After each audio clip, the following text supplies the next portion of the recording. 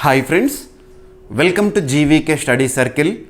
ఈ వీడియోలో ఆగస్టు 24, 2026కి సంబంధించి వార్తలు నిలిచిన జాతీయ, అంతర్జాతీయ, రాష్ట్రీయ అంశాల గురించి, వార్తలు నిలిచిన వ్యక్తులు, అవార్డులు, పుస్తకాలు, మరి క్రీడా సంబంధిత సమాచారం ఒక్కొక్క అంశాన్ని వివరంగా తెలుసుకుందాం. అంతకంటే ముందుగా నిన్నటి డైలీ కరెంట్ అఫైర్స్ వీడియోలో అడిగిన ప్రశ్నకి వివరణతో కూడిన సమాధానాన్ని చూద్దాము. సో క్వశ్చన్ వచ్చేసి, ఇటీవల వార్తల్లో నిలిచిన రక్షణ రంగానికి సంబంధించిన టాపిక్ని అడగడం జరిగింది. ఆల్రెడీ మన డైలీ కరెంట్ అఫైర్స్ వీడియోలో డిస్కస్ చేసిన టాపిక్ని ప్రశ్నగా ఇచ్చాను. ప్రశ్నని మరొకసారి చూడండి. జలాంతర్గామి విధ్వంసక నౌక మ్యాంగ్రోల్, ఐఎన్ఎస్ మ్యాంగ్రోల్ని నిర్మించిన సంస్థ ఏంటి? అభ్యర్థులకు మరొకసారి చెప్తున్నాను, రానున్న ఏ పోటీ పరీక్ష అయినా, ఏ స్థాయి పోటీ పరీక్ష అయినా రక్షణ రంగానికి సంబంధించిన ప్రశ్నలను ఎక్కువ మొత్తంలో మీరు ఎక్స్పెక్ట్ చేయాల్సి ఉంటుంది. కారణం ఏంటంటే ప్రతిరోజు డిఫెన్స్ రిలేటెడ్గా అట్లీస్ట్ 2 to 3 టాపిక్స్ని మనం చూస్తున్నాము. వాటన్నిటిని కూడా మనం డిస్కస్ చేస్తున్నాము. రక్షణ రంగానికి సంబంధించి ఒక 6 సెగ్మెంట్స్గా డిస్కస్ చేస్తున్నాము. ఏంటంటే వార్తలు నిలిచిన విన్యాసాలని, రక్షణ రంగ దిగుమతులని, రక్షణ రంగ నివేదికలని, డిఫెన్స్ అక్విజిషన్ కౌన్సిల్ వేటికి ఆమోదముద్ర వేసింది, మరియు ఇటీవల కాలంలో వార్తలు ఇచ్చిన రక్షణ రంగ ఒప్పందాలు, రక్షణ రంగ ఉత్పత్తులు. రక్షణ రంగ ఉత్పత్తుల విషయానికి వస్తే 2025-26 ఆర్థిక సంవత్సరంలో మన భారతదేశము రక్షణ రంగ ఉత్పత్తుల్లో ఒక రికార్డును సాధించడం జరిగింది. ఆ రికార్డు విలువ ఏంటంటే, భారతదేశంలో రక్షణ రంగ ఉత్పత్తుల విలువ 1.78 lakh crore రూపీస్కి చేరింది. ఇక ఎగుమతులు కూడా 38,000 కోట్ల రూపాయలకు పైగా రక్షణ రంగ ఉత్పత్తులను మనం ఎగుమతి కూడా చేశాము జస్ట్ లాస్ట్ ఫినాన్షియల్ ఇయర్లో. ఇవన్నీ లింక్ చేసుకోవాలి మీరు. మరి అటువంటి రక్షణ రంగ ఉత్పత్తులకు సంబంధించి ఒకటి, ఇండియన్ నేవీలో సేవల కోసము ఐఎన్ఎస్ మంగ్రోల్. ఇటువంటి వాటిని చూస్తున్నప్పుడు దాన్ని తయారు చేసిన సంస్థ ఏంటో చూడాలి. Cochin shipyard limited. సో కేరళలో ఉన్న ఒక నౌకా నిర్మాణ సంస్థ కొచ్చిన్ షిప్యార్డ్ లిమిటెడ్ వారు పూర్తి స్వదేశీ పరిజ్ఞానంతో ఐఎన్ఎస్ మంగ్రోల్ని నిర్మించారు. ఇండియన్ నావల్ షిప్, అంటే నావీలో సేవల కోసము. మరి దీని యొక్క ప్రత్యేకత ఏంటంటే, anti submarine warfare shallow water craft. Anti submarine warfare shallow water craft. Anti submarine అంటే ఏంటి? జలాంతర్గామి విధ్వంసక నౌక. సింపుల్గా జలాంతర్గామి అంటే ఏంటి?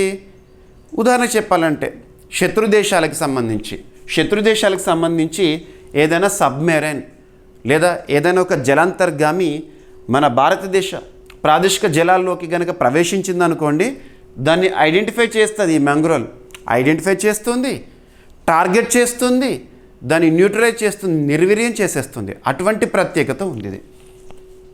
సబ్మెరైన్లకు వ్యతిరేకంగా పనిచేసే ఒక షిప్ అని చెప్పచ్చు, ఒక నౌక అని చెప్పచ్చు. గుర్తుంచుకోండి. ఇక సబ్మెరైన్ అంటే ఏంటి? కామన్గా వాటర్ పైన ప్రయాణించే పెద్ద పెద్ద షిప్స్, రకరకాల షిప్స్ గురించి మీకు తెలిసి ఉంటుంది. మరి సబ్మెరైన్ అంటే ఏంటంటే, వాటర్ పైన ప్రయాణాన్ని ప్రారంభించి వాటర్ లోపల కూడా ప్రయాణ సామర్థ్యం కలిగి ఉండేది. మీరు గాజీ మూవీ చూస్తుంటారు. సబ్మెరైన్ అంటే ఏంటి, టర్పెడో అంటే ఏంటి, దాన్ని ఎలా రిలీజ్ చేస్తారు, ఇదంతా ఐడెంటిటీ ఉంటుంది. ఓకేనా? సరిపోతుంది. సో జలాంతర్గామి విధ్వంసక నౌక మంగ్రోల్ని నిర్మించిన సంస్థ కొచ్చిన్ షిప్యార్డ్ లిమిటెడ్. ఓకేనా? దీని యొక్క ప్రత్యేకత anti submarine warfare shallow water craft. దీన్ని ఇండియన్ నేవీలో సేవల కోసము ఆగస్టు 2026లో కమిషన్ చేశారు. కమిషన్ అంటే ఏంటి? సేవలు ప్రారంభం. డీకమిషనింగ్ అంటే ఏంటి? సేవలకు వీడ్కోలు పలకడం. ఆల్రెడీ ఎగ్జిస్టింగ్ సర్వీసెస్కి వీడ్కోలు పలకడాన్ని డీకమిషనింగ్ అంటారు. ఇక్కడ కమిషనింగ్. ఇక మనకు భారతదేశంలో త్రివిధ దళాలు, army, navy, air force. Army చీఫ్గా ప్రస్తుతం ధీరసేతి గారు ఉన్నారు. నేవీ చీఫ్గా కృష్ణస్వామినాథన్ గారు ఉన్నారు. ఎయిర్ ఫోర్స్ చీఫ్గా ఎయిర్ మార్షల్ ఏపీ సింగ్ గారు ఉన్నారు. ఇక త్రివిధ దళాల సమన్వయాధికారి, సిడిఎస్ అంటాము, చీఫ్ ఆఫ్ డిఫెన్స్ స్టాఫ్, ప్రస్తుతం భారతదేశంలో 3వ వ్యక్తి. ఎవరితోనూ? ఎన్ఎస్ రాజాసుబ్రమణి గారు ఉన్నారు. 3rd CDS in Indian history, NS Rajasubramani. ఇక ICG is different, Indian coast guard, director జనరల్గా పరమేశ్ శివమణి గారు ఉన్నారు. ఎనఫ్. సో ఇండియన్ నేవీలో జలాంతర్గామి విధ్వంసక నౌక మంగ్రోల్ అందజేత. రీసెంట్గా మనం అబ్జర్వ్ చేస్తే ఆగస్టు 21, 2026 రోజున దీన్ని కమిషన్ చేశారు. Cochin ship yard limited. ఓకేనా. So Cochin ship yard limited నిర్మించిన Mangrol anti submarine warfare shallow water craft. ఓకేనా. దాన్ని ఇండియన్ నేవీకి అందజేయడం జరిగింది. తక్కువ లోతు గల తీర ప్రాంతాల్లో శత్రు జలాంతర్గాములను గుర్తించడము, ట్రాక్ చేయడము, వాటిని ఎదుర్కోవడము, అందుకోసం ఈ మంగ్రోల్ అనేది ప్రత్యేకంగా రూపొందించబడింది. ఇండియన్ నేవీ కోసం కొచ్చిన్ షిప్ యార్డ్ లిమిటెడ్ నిర్మిస్తున్న 8 anti submarine warfare shallow water crafts నౌకల్లో మంగ్రోల్ 3వదంట. మొత్తం 8లో 3వది. ఈ నౌక under water surveillance, search, anti submarine warfare ఆపరేషన్స్ని నిర్వహిస్తుంది. గస్తీలో కూడా కీలకము. అవసరమైనప్పుడు సర్చ్ అండ్ రెస్క్యూ, ఇతర మ్యారిటైమ్ ఆపరేషన్స్లో కూడా ఉపయోగించవచ్చు దీన్ని. ఈ తరహా నౌకలు తీర ప్రాంత జలాంతర్గామి విధ్వంసక సామర్థ్యము, నీటి అడుగున నిఘా, వ్యూహాత్మక సముద్ర ప్రాంతాల రక్షణను బలోపేతం చేస్తాయి. దేశీయంగా ఎటువంటి ప్రత్యేక యుద్ధ నౌకలను నిర్మించడం ద్వారా డిఫెన్స్ షిప్ బిల్డింగ్లో స్వదేశీకరణ, ఆత్మనిర్భర్ భారత్ లక్ష్యాలకు ప్రోత్సాహం అనేది అందుతుంది. భారతదేశంలో తయారీ రంగం అనగానే Atmanirbhar Bharat, make in India గుర్తుకు రావాలి. ఓకేనా. రైట్, సరిపోతుంది. Anti submarine warfare shallow water craft అంటే ఏంటి? ఇక కొచ్చిన్ షిప్ యార్డ్ లిమిటెడ్ 1972లో స్థాపన. కొచ్చి కేరళంలో ఉంది. కేరళ రాష్ట్రం పేరుని కేరళంగా అధికారికంగా మార్చం మనం చూసాము. దానికి సంబంధించిన బిల్లుని ఆగస్టు 2026లో రాష్ట్రపతి గారు ఆమోదించారు. ఇక అధికారికంగా కేరళ పేరు కేరళం. ఎనఫ్. ఆర్టికల్ 3ని లింక్ చేసుకోండి. ఇక ఈరోజు ఫస్ట్ టాపిక్, ఆగస్టు 24, 2026 రోజున మీరు అన్ని వార్తాపత్రికల్లో కూడా చూసిన ఒక అంశము, సైన్స్ అండ్ టెక్నాలజీలో ఒక అద్భుతం అని చెప్పవచ్చు. దేశీయ లక్మీ జాతికి చెందిన ప్రపంచంలోనే తొలి IVF ఇన్విట్రో ఫర్టిలైజేషన్ ఆడదూడ జననం. IVF ద్వారా జననం. అటువంటి ఒక దూడ పేరు లక్మీ జాతికి చెందిందని గుర్తుంచుకోండి. మరి ఏ శాస్త్రవేత్తలు ఈ పరిశోధన చేశారు? ఎగ్జామినేషన్లో ఖచ్చితంగా అడుగుతారు. అస్సాం వెటర్నరీ యూనివర్సిటీ శాస్త్రవేత్తలు. ప్రపంచంలోనే మొట్టమొదటి IVF female calf of Assam's Lakhimi బ్రీడ్కి చెందిన ఒక దూడ జననము. సరిపోతుంది. జస్ట్ సింగిల్ లైన్లో చూడండి చాలు. ఏ శాస్త్రవేత్తలు అని అడుగుతారు. అస్సాం వెటర్నరీ యూనివర్సిటీ, అస్సాంలో ఉంది. పశుసంవర్ధక సహాయక పునరుత్పత్తి సాంకేతిక రంగంలో అస్సాం కీలక ఘట్టాన్ని నమోదు చేసింది. దేశీయ అస్సాంకి చెందిన లక్మీ పశుజాతికి చెందిన ప్రపంచ తొలి ఇన్విట్రో ఫర్టిలైజేషన్ ఆడదూడ విజయవంతంగా జన్మించింది. Assam veterinary and fishery university శాస్త్రవేత్తలు ఇన్విట్రో ఫర్టిలైజేషన్ టెక్నాలజీ ద్వారా ఈ ఘనతను సాధించారు. ఏ శాస్త్రవేత్తలు, ఏ పద్ధతి, ఏ దూడ? IVF పద్ధతిలో ఆడ పశువు నుంచి సేకరించిన అండాన్ని శరీరం వెలుపల, సో కమ్మనగా మనం టెస్ట్ ట్యూబ్ బేబీ అలా అంటాం కదా, సో శరీరం వెలుపల ప్రయోగశాల పరిస్థితుల్లో వీర్యకణంతో ఫలదీకరణ చేస్తారు IVF పద్ధతిలో బాక్స్లో. అనంతరం అభివృద్ధి చెందిన పిండాన్ని మరో పశువులో ప్రవేశపెట్టి గర్భధారణ జరిగేలా చేస్తారు. దేశీయ పశుజాతులను వేగంగా అభివృద్ధి చేయడము, వాటి జన్యు లక్షణాలను మెరుగుపరచడంలో అధునాతన రిప్రొడక్టివ్ టెక్నాలజీ సామర్థ్యాన్ని ఈ విజయము వెల్లడించింది. ఓకేనా, సరిపోతుంది. సో పశువుల్లో ఇన్విట్రో ఫర్టిలైజేషన్ అర్థం ఏంటంటే పశువు శరీరం వెలుపల నియంత్రిత ప్రయోగశాల పరిస్థితుల్లో అండం వీర్యకణాన్ని ఫలదీకరణ చేసే ప్రక్రియ. Right, enough. భారతదేశంలో పశుసంవర్ధక రంగం నోడల్ విభాగం వచ్చేసేసి department of animal husbandry and dairying. మంత్రిత్వ శాఖ ministry of fisheries, animal husbandry and daring. ఓకేనా.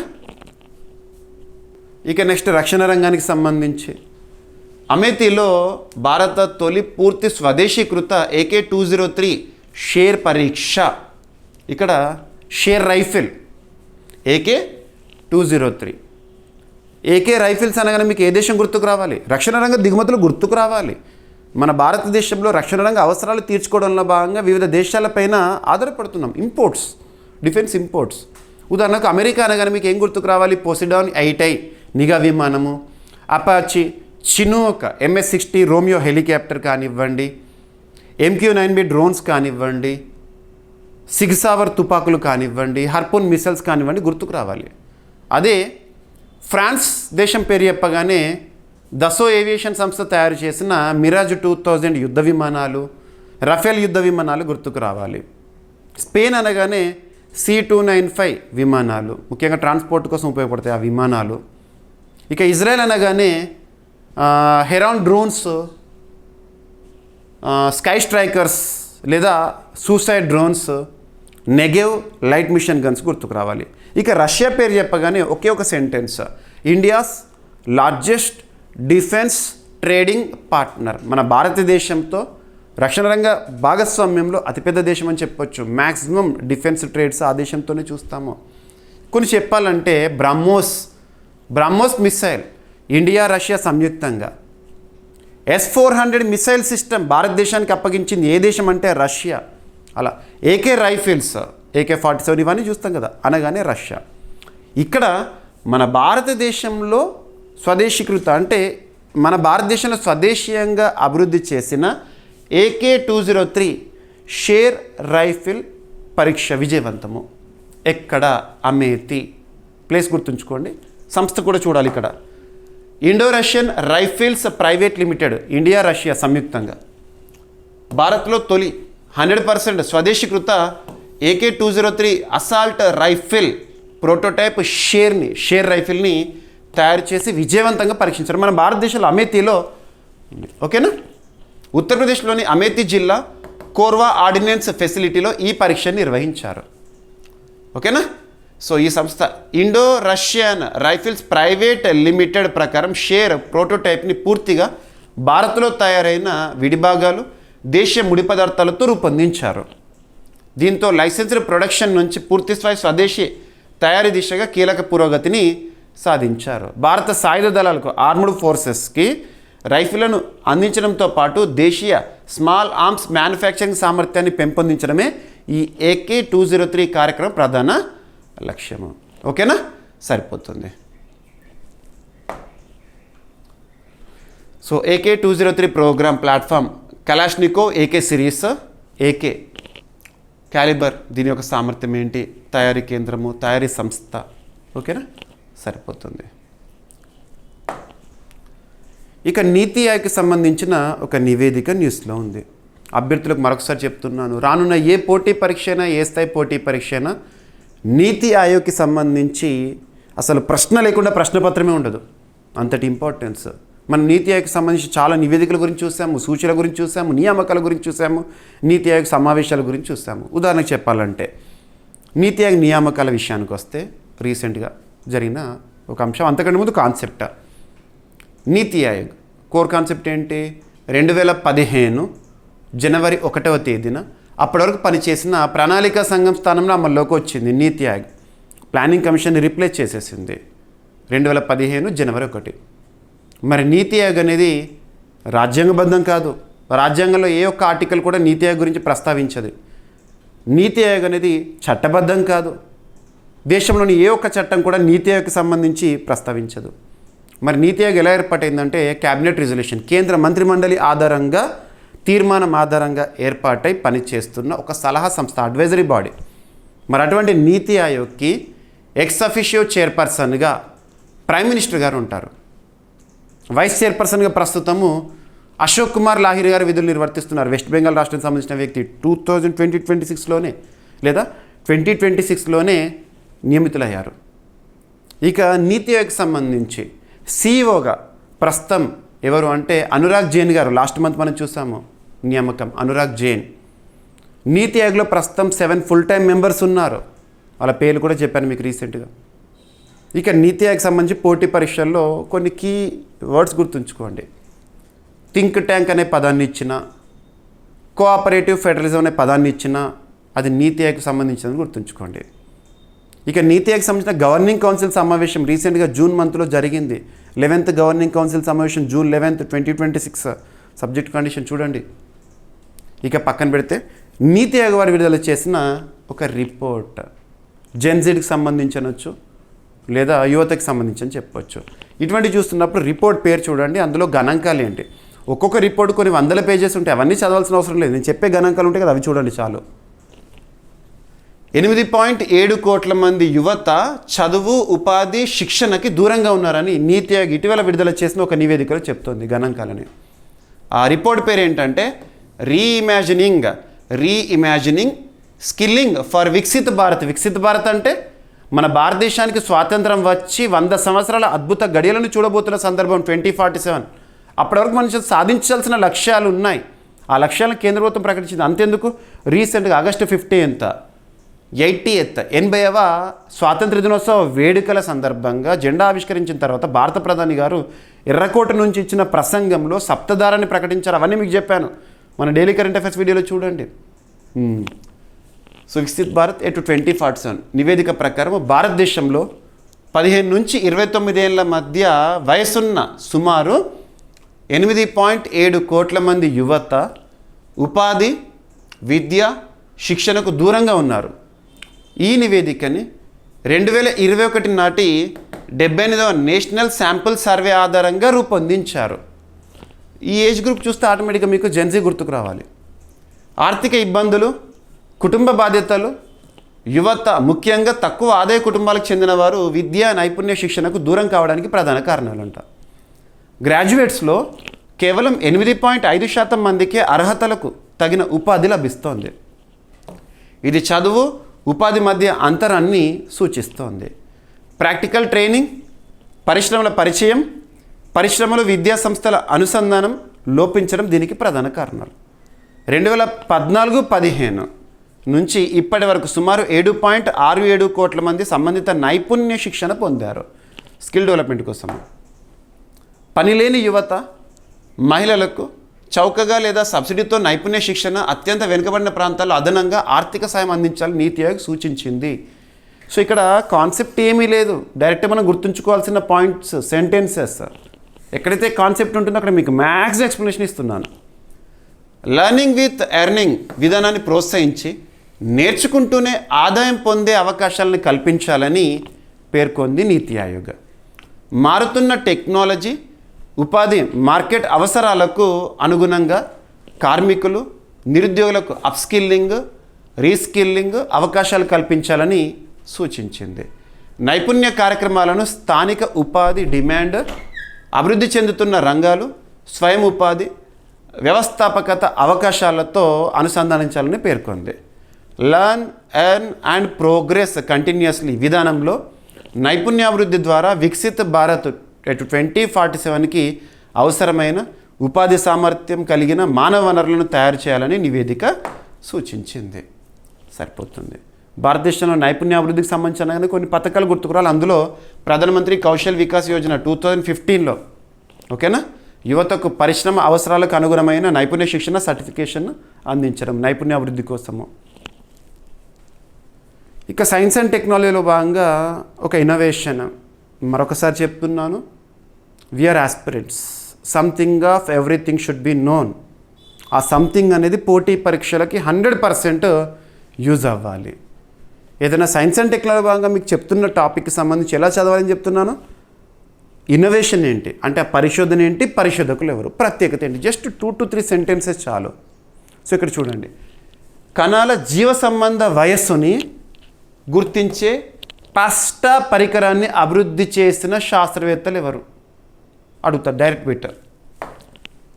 ఒక కణంలోని జన్యువుల క్రియాశీలతను విశ్లేషించి దాని జీవ సంబంధ వయస్సుని, బయాలజికల్ ఏజ్ని అంచనా వేసే పాస్టా అనే ఒక సరికొత్త పరికరాన్ని స్వీడన్ దేశానికి చెందిన కారోలిన్స్కా ఇన్స్టిట్యూట్, స్టాక్హోమ్ యూనివర్సిటీ పరిశోధకులు అభివృద్ధి చేశారు. సరిపోతుంది ఈ టాపిక్ సంబంధించి. మీకు స్వీడన్ దేశము, స్టాక్హోము, కరెలునా ఇన్స్టిట్యూట్ అనగానే నోబెల్ పురస్కారం గుర్తుకు రావాలి.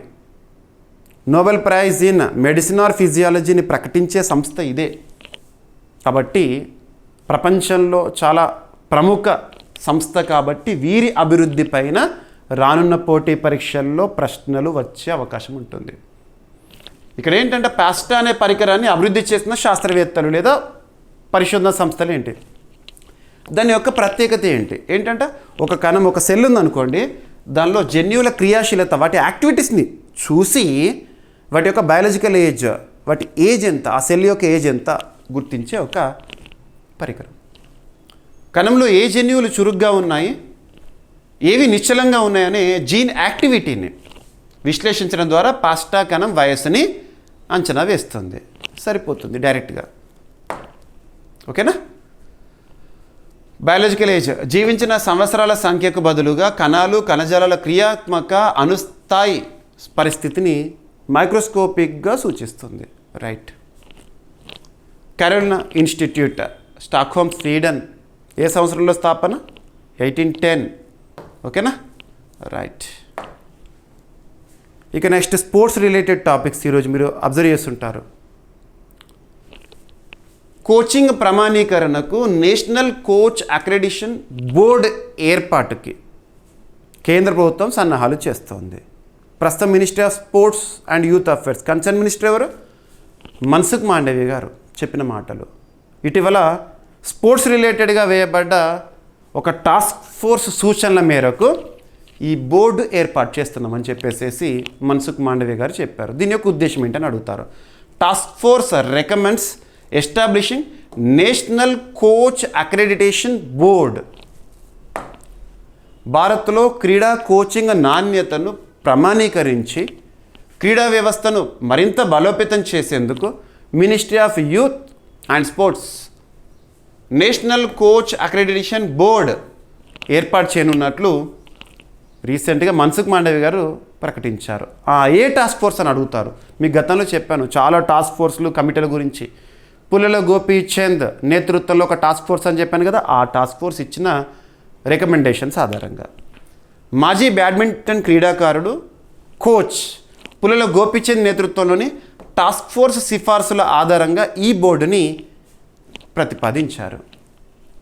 న్యూఢిల్లీలో జరిగిన sports authority of India Sai 63rd governing body మీటింగ్లో కేంద్ర యువజన వ్యవహారాలు, క్రీడా మంత్రిత్వ శాఖ మంత్రి మన్సుఖ్ మాండవీయ గారు ఈ విషయాన్ని ప్రకటించారు.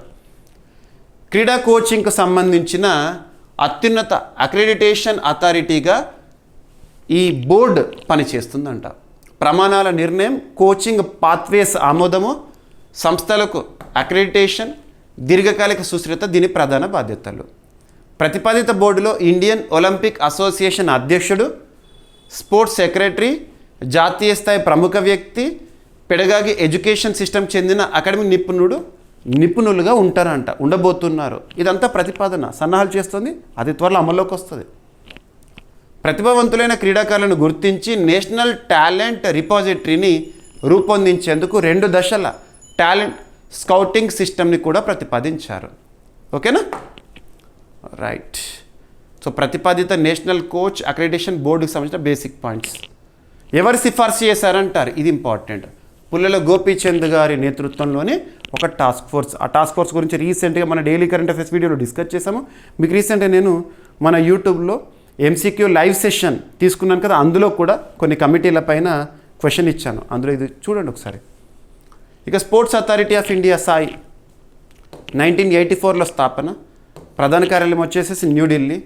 మంత్రిత్వ శాఖ ministry of youth affairs and sports. ప్రస్తుతం డైరెక్టర్ జనరల్గా స్పోర్ట్స్ అథారిటీ ఆఫ్ ఇండియాకి ఎవరున్నారంటే హరి రంజన్ రావు గారు. భారతదేశంలో క్రీడాభివృద్ధి కోసం పనిచేస్తున్న సంస్థ. ఇక ప్రారంభోత్సవం రోజున చెప్పిన టాపిక్ మీకు August 17th daily current affairs వీడియోలో చెప్పాను. ప్రారంభోత్సవం మళ్ళీ ముగిసిన తర్వాత చెప్తానని చెప్పాను, ముగిసింది నిన్నటి రోజున ఆగస్టు 23rd రోజున. BWF బ్యాడ్మింటన్ వరల్డ్ ఫెడరేషన్ లేదా world badminton federation. Head quarter ఇక్కడ Kuala Lumpur. So BWF badminton world championships 2026 ఆతిథ్య దేశం ఇది. ఫస్ట్ బిట్ అడుగుతారు. ఆతిథ్య దేశం వచ్చేసేసి మన భారత్. ఎక్కడ? మన దేశ రాజధాని న్యూఢిల్లీ. 2009లో భారత్ ఆతిథ్యం ఇచ్చిన తర్వాత మళ్ళీ ఇప్పుడు 2026లో. ఓకేనా? సో ఇందులో విజేతల వివరాలు కానివ్వండి చూద్దాం. అండ్ ఈ టోర్నమెంట్లో మహిళల సింగిల్స్, పురుషుల సింగిల్స్, పురుషుల డబుల్స్, మహిళల డబుల్స్, మిక్స్డ్ డబుల్స్ 5 సెగ్మెంట్స్లో టోర్నమెంట్ ప్రపంచ ఛాంపియన్షిప్ అనేది జరిగింది. BWF ప్రపంచ ఛాంపియన్షిప్స్ 2026 అనేది 30వ ఎడిషన్, 30th ఎడిషన్. ఆగస్టు 17న స్టార్ట్ అయింది. ఆగస్టు 23 నిన్నటి రోజున ముగిసింది. ఆతిథ్య దేశం భారత్, ప్రాంతం దేశ రాజధాని న్యూఢిల్లీ, వేదిక వచ్చేసేసి ఇందిరాగాంధీ ఇండోర్ స్టేడియం బ్యాడ్మింటన్. భారత్లో ఈ ఛాంపియన్షిప్స్ని రెండోసారి నిర్వహించారు. మొదటిసారి ఎప్పుడు అంటారు గుర్తుంచుకోండి, 2009లో. ఓకేనా? ఈ ఛాంపియన్షిప్స్లో 5 విభాగాలు చెప్పాను కదా ఇంతకుముందు. పురుషుల సింగిల్స్లో ఎవరు విజేత అంటే ఫ్రాన్స్కి చెందిన అలెక్స్ లానియర్, జపాన్కు చెందిన కోడై నరవోకాను ఓడించి టైటిల్ని గెలిచారు. సో మెన్స్ సింగిల్స్ విజేత. ఈ టైటిల్ గెలిచిన తొలి ఫ్రెంచ్ క్రీడాకారుడిగా చరిత్ర సృష్టించాడు అలెక్స్ లానియర్. ఇక మహిళల సింగిల్స్ విజేత దక్షిణ కొరియాకు చెందిన అన్ సే ఎంగ్ జపాన్కు చెందిన అకానే యమగుచిని ఓడించింది. గుర్తుంచుకోండి. ఎందుకు మరి విజేతలపైన కూడా అడుగుతారంటే అడుగుతారు, ఎందుకంటే భారత ఆతిథ్యంలో జరిగిన ఈ టోర్నమెంట్ అంతర్జాతీయ ప్రాముఖ్యత ఉంది కాబట్టి. ఇక పురుషుల డబుల్స్లో మలేషియాకు చెందిన ఆరోన్ చియా సో వు ఈక్ జోడీ టైటిల్ గెలుపొందింది. మహిళల డబుల్స్లో దక్షిణ కొరియాకు చెందిన Baek Hana Lee So Hee జోడీ టైటిల్ని గెలిచింది. మిక్స్డ్ డబుల్స్ అంటే 1 male 1 female, 1 male 1 female. Mixed డబుల్స్లో ఫ్రాన్స్కి చెందిన తామ్ గిక్వెల్ డెల్ఫిన్ డెల్రూ జోడీ టైటిల్ని గెలుపొందింది. ఇక భారత జోడీ ట్రీజా జాలీ, గాయత్రి గోపీచంద్ మహిళల డబుల్స్లో కాంస్య పథకాన్ని సాధించింది. ఈ బిట్ ఇంపార్టెంట్, అడుగుతారు. ట్రీజా గాయత్రి పథకం ద్వారా భారత్కు మహిళల డబుల్స్ ప్రపంచ ఛాంపియన్షిప్స్లో 15 సంవత్సరాల తర్వాత పథకం లభించినట్లయింది. ఇక భారత యువ ఆటగాడు ఆయుష్ శెట్టి ప్రపంచ నెంబర్ 1 మరియు డిఫెండింగ్ ఛాంపియన్ షియూకి చైనాను తొలి రౌండ్లో ఓడించి సంచలనం సృష్టించారు ఈ టోర్నమెంట్లో. 2026 ఛాంపియన్షిప్ ముగింపు రోజు 23 ఆగస్టు 2026 న్యూఢిల్లీలో ఫైనల్స్, పథకాల ప్రదానం మరియు ముగింపు కార్యక్రమాలు నిర్వహించారు. 2026 ఆతిథ్య ప్రకటనని 2025 బ్యాడ్మింటన్ వరల్డ్ ఫెడరేషన్ ప్రపంచ ఛాంపియన్షిప్ ముగింపు వేడుకలో ప్యారిస్లో ప్రకటించారు. అంటే లాస్ట్ ఇయర్ ప్యారిస్లో జరిగిందన్నట్టు. ఇప్పుడు ఇండియాలో భారత్ తొలి ప్రపంచ ఛాంపియన్షిప్ పథకం ఇప్పటివరకు చరిత్ర ఎప్పుడైనా మొదటి వ్యక్తులకు ఇంపార్టెన్స్ ఇస్తుంది. ప్రకాష్ పడుకోనే తను 1983 పురుషుల సింగిల్స్లో కాంస్యాన్ని గెలుపొందాడు. మహిళల డబుల్స్లో భారత్ తొలి ప్రపంచ ఛాంపియన్షిప్ పథకాన్ని గుత్తా జ్వాల, అశ్విని పొన్నప్ప 2011లో కాంస్యాన్ని సాధించారు. గుర్తుపెట్టుకోండి, ఈ పాయింట్స్ ఇంపార్టెంట్. ఇక BWF వరల్డ్ ఛాంపియన్షిప్స్ మొదటి ఎడిషన్ ఎప్పుడు 1977. ఈ సంవత్సరం జరిగిన ఎడిషన్ ఎన్నోది 30వది. ఎవరు? Badminton world federation. గతంలో భారత ఆతిథ్యం ఎప్పుడు ఇచ్చింది అంటే మొదటిసారి 2009లో, ఇప్పుడు 2026లో సెకండ్ సారి. అప్పుడు హైదరాబాద్, ఇప్పుడు న్యూఢిల్లీ. ఓకేనా? సో బ్యాడ్మింటన్ వరల్డ్ ఫెడరేషన్ అంతర్జాతీయ స్థాయిలో ప్రపంచంలో బ్యాడ్మింటన్ క్రీడ నిర్వహిస్తుంది, నియంత్రిస్తుంది. ఈ సంస్థ 1934లో స్థాపన, కౌలాలంపూర్ మలేషియా కేంద్రంగా పనిచేస్తుంది. ఇక నెక్స్ట్ 22 ఏళ్ల తర్వాత డ్యూరాండ్ కప్ గెలిచిన East Bengal. Durand Cup historical importance ఉన్న ఒక ఫుట్బాల్ టోర్నమెంట్. ఓకేనా? సో డ్యూరాండ్ కప్ హిస్టారికల్ అని కదా, ఎప్పుడు ప్రారంభమైంది? 1888లో. ఎవరి పేరుతో ప్రారంభమైంది? Sir Mortimer Durand. ఏ క్రీడకు సంబంధించి డ్యూరాండ్ కప్ ఏ క్రీడతో సంబంధం ఉంది అంటారు? ఫుట్బాల్. ప్రత్యేకత భారత్లో అత్యంత పురాతన ఫుట్బాల్ టోర్నమెంట్, ప్రపంచంలో అత్యంత పురాతన ఫుట్బాల్ పోటీల్లో ఒకటి. నిర్వహణ ఎవరు నిర్వహిస్తారు? ఇండియన్ ఆర్మ్డ్ ఫోర్సెస్, ఫుట్బాల్ సంస్థల సహకారంతో. మరి ఇప్పటివరకు డ్యూరాండ్ కప్ని అత్యధిక టైటిల్ను గెలుపొందిన వాళ్ళు ఎవరంటే ఈస్ట్ బెంగాల్, మోహన్ బగాన్, చెరో 17 టైటిల్. మరి ఈసారి విజేత ఎవరు, రన్నర్ ఎవరు? దాదాపు 22 ఏళ్ల తర్వాత డ్యూరాండ్ కప్ గెలిచిందంటే ఈస్ట్ బెంగాల్. ప్రతిష్టాత్మక డ్యూరాండ్ కప్ని East Bengal FC football club అన్నట్టు 22 ఏళ్ల తర్వాత గెలుచుకుంది. ఫైనల్లో చిరకాల ప్రత్యర్థి మోహన్ బగాన్ సూపర్ జైంట్ని 4-1తో ఓడించింది. 2 దిగ్గజ జట్లే. ఈస్ట్ బెంగాల్ తరపున ఎడ్మండ్ లాల్రిన్కా హ్యాట్రిక్ సాధించాడు, సరిపోతుంది. ఈస్ట్ బెంగాల్ చివరిసారి 2004లో మోహన్ బగాన్ని ఓడించి డ్యూరాండ్ కప్ని గెలుచుకుంది. మళ్ళీ 22 ఏళ్ల తర్వాత.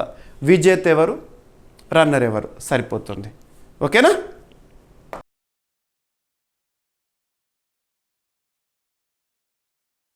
ఇక ఈరోజు ప్రశ్న ఆల్రెడీ మనం నిన్నటి డైలీ కరెంట్ అఫైర్స్ వీడియోలో డిస్కస్ చేసిన టాపిక్నే ప్రశ్నగా ఇచ్చాను. దేశంలోనే తొలి సాయిల్ టెక్స్చర్ మ్యాప్ని రూపొందించిన సంస్థ లేదా సంస్థలేవి? సాయిల్ టెక్స్చర్ మ్యాప్ అంటే ఏంటి, ఉపయోగం ఏంటి? ఈరోజు టాపిక్స్ని క్విక్ రివిజన్ చేస్తే, నిన్నటి డైలీ కరెంట్ అఫైర్స్ వీడియోలో అడిగిన ప్రశ్నకి కంప్లీట్ ఎక్స్ప్లెనేషన్.